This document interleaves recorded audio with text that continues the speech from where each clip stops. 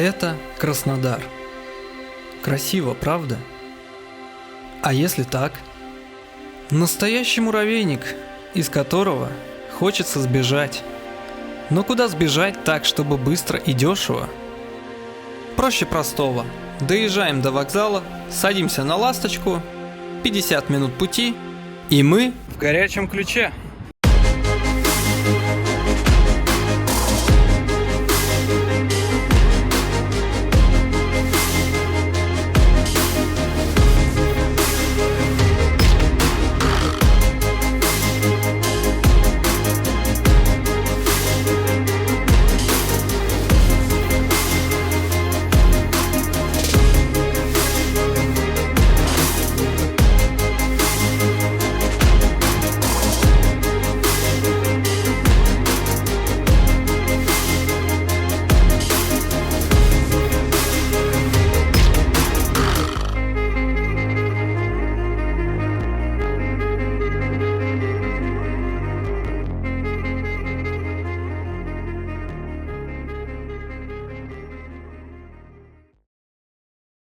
Что смотреть и чем заниматься в горячем ключе? Если вы молодой человек, то, скорее всего, вам будет интересно только походить пешочком, посмотреть, полюбоваться природой, подышать воздухом. Ну, а пенсионеры, конечно же, они любят санатории и едут сюда за минеральной водой, приемом горячих ванн, что, конечно же, молодежи современной совершенно не интересно. Горячий ключ основан в 1868 году на месте бывшего адыгского поселения, но статус города он получил лишь в 1965 году, почти 100 лет спустя. Кстати, во времена войны Горячий ключ был оккупирован гитлеровскими войсками. Свое название Горячий ключ получил не просто так, а благодаря источникам минеральной воды, температура которых достигает 62 градусов. Основной источник загрязнения экологии в горячем ключе – это автомобили. Каких-либо предприятий здесь нет. В курортную зону вообще запрещен въезд, однако совсем рядом проходит трасса М4 Дон. Большая часть горячего ключа, я бы сказал, не особо привлекательна. Это, по сути, обычный город, одноэтажный, и если вы приехали сюда с туристическими целями, то вряд ли вы будете много времени уделять именно прогулкам по городу.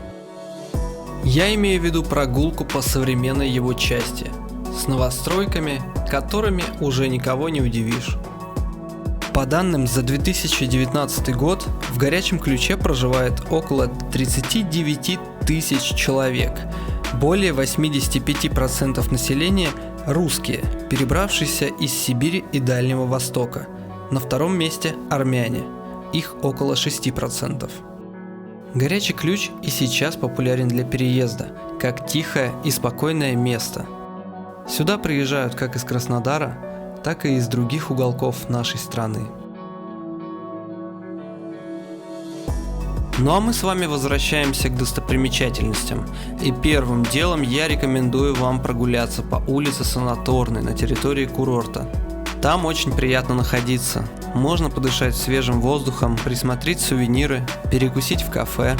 А совсем скоро дорога выведет вас к первому пешеходному маршруту – Дантово ущелье. Говорят, что Дантово ущелье назвали так местные жители, либо офицеры, когда-то отдыхавшие здесь в горячем ключе. Просто одному из них якобы Дантово ущелье напомнило вход в ад, описанный в божественной комедии. По дороге к ущелью нас встречает источник железосодержащей минеральной воды, открытый еще в 1995 году в честь святого великомученика Пантелеймона Целителя. Там же находится небольшая православная часовня. А вот и вход в Дантово ущелье. И знаете что? Если вход в ад выглядит примерно так же, то я в целом не против.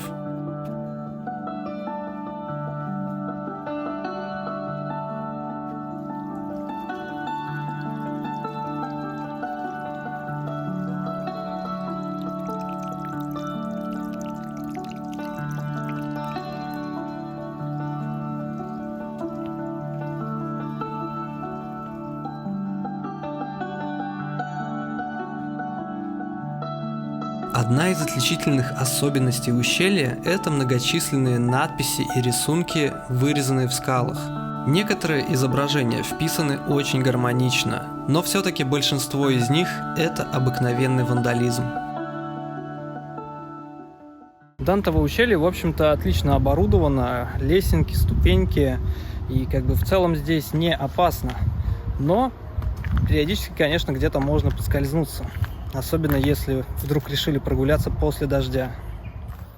Ну а дальше лесенки приводят нас к еще одной достопримечательности Горячего Ключа – обзорной площадке на скале со смешным названием «Петушок».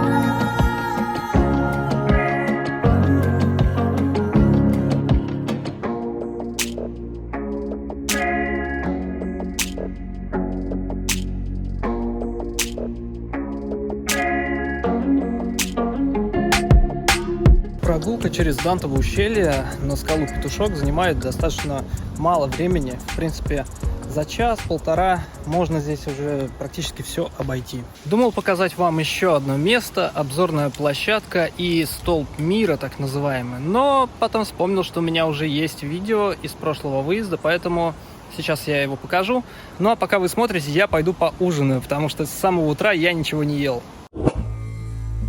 Если пройти около 3 километров по тропе от скалы Петушок в сторону горы Ключевая, то можно попасть к очень интересной достопримечательности. На карте она называется «Столб мира» и представляет собой вот такую вот штуку с надписями на 4 языках – на японском, санскрите, русском и английском. Надпись гласит: «Да будет мир всему живущему на земле». Говорят, что этот столб поставили последователи движения рериховцев. Это такой клуб любителей эзотерической восточной философии Елены и Николая Рерихов. Вернуться обратно в Горячий Ключ можно той же тропой, либо через больничную щель. Но я бы на самом деле не рекомендовал туда соваться неопытным туристам, потому что спуск достаточно опасный. Вообще, пеших маршрутов в Горячем Ключе великое множество, и скоро мы отправимся по одному из них, но прежде хочу показать вам отель, в котором я поселился. Хочу показать вам свой номер, который я снял за 1100 в сутки. Довольно-таки хорошие условия. Вообще, я забронировал одноместный номер, но, как выяснилось, его не оказалось свободным почему-то, и мне предложили на выбор несколько двухместных номеров по той же цене. Что, конечно же, даже лучше, но это такая типичная практика, на самом деле, в отелях, чтобы потом оценки лучше ставили. Вот здесь балкончик есть, такой вид из окна, там горы. Wi-Fi есть, как бы все классно. Полотенца чистые лежат. Вот он я в зеркале. Туалет, душ. Все так чистенько достаточно, красивенько. Холодильник такой, кстати, новенький бывает, так заедешь, какая-нибудь тумба стоит древняя. Тут вроде более-менее что-то шиваки какой-то.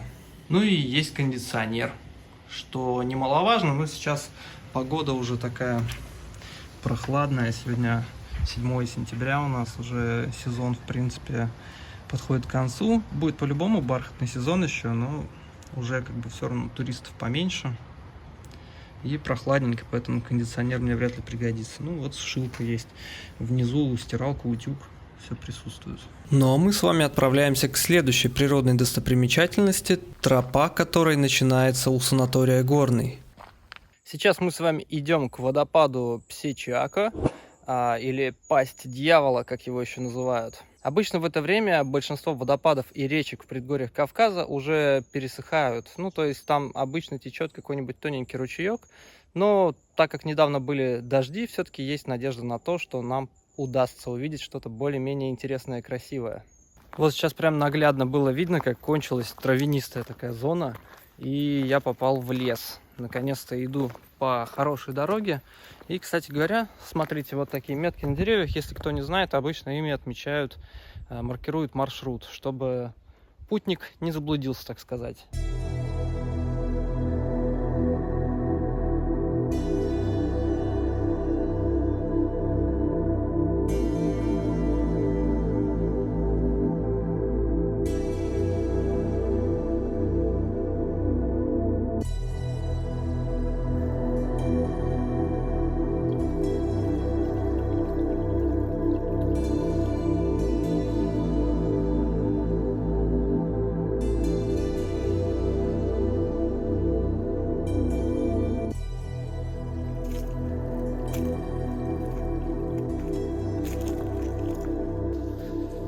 Вот мы и добрались до водопада Псичака.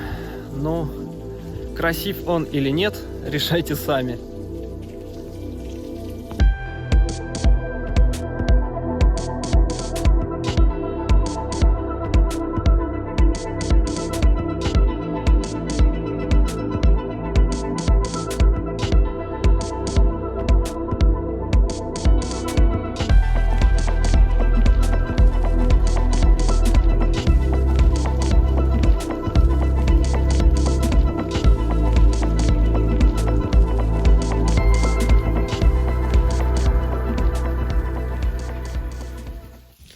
Если прийти сюда, допустим, в апреле, тогда водопад будет хороший. Сейчас, конечно, как я уже и предполагал, сентябрь месяц он уже вот в таком пересохшем состоянии. Ну а наш с вами маршрут на этом еще не заканчивается. Сейчас мы поднимаемся над водопадом и идем дальше 5 километров до Богатырских пещер.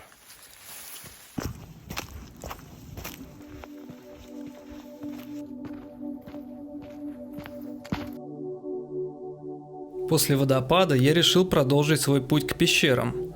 Но троп здесь много. Можно также дойти до столба мира, который я показывал ранее, а оттуда спуститься в горячий ключ через больничную или церковную щель. Каждый маршрут по-своему уникален и интересен. Расстояния небольшие, и за один день можно успеть много что посмотреть. Дорога от водопада к Богатырским пещерам уже, к сожалению, не такая интересная. Сначала вас ждет небольшой, но крутой подъем, а потом продолжительный спуск на протяжении примерно 3 километров. Ну и как видите, здесь просто дорога, укатанная уазиками. В общем-то ничего особенного, но даже несмотря на это, здесь довольно приятно гулять. Тихо, спокойно, никого нет. Тот же самый лес, просто как бы накатанная дорога.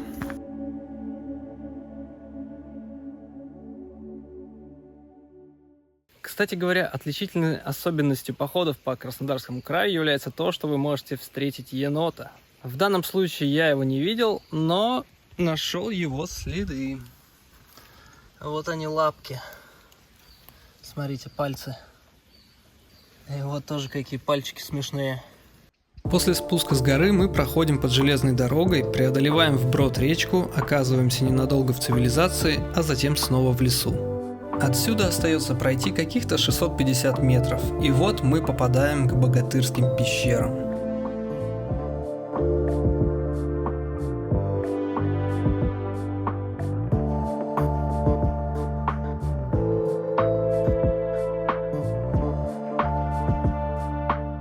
Прикольно на самом деле.